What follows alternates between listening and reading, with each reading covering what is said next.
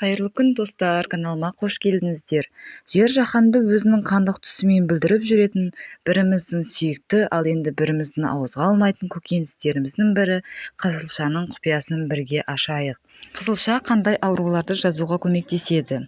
Қан қысымы, іш қату, бас жазу, асқазандағы аурулар, тұмауға да көмектеседі. Қызылша шырынымен бәріміздің күрделі мәселеміз саналатын баспа ауруын, ангина емдеуге болады. Ол үшін бір стакан қызылша шырынына біраз қасық балды қосыңыз да дайын болған соң қоспамен күніне 6 рет тамағыңызды шайыңыз.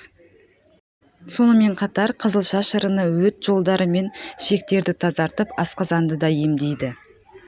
Қызылшаның құрамында көптеген витаминдер кездеседі.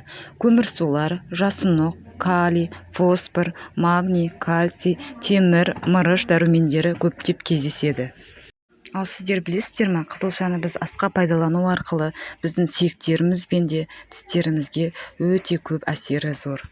Тағы да айта кететін ақпарат, қызылшаның құрамында А дәрумені, С дәрумені, В, Е дәрумендері, фолий қышқылдары көптеп кездеседі. Достар, осы бүгінгі бөлісетін мәліметім осы. Кездескенше сау болыңыздар.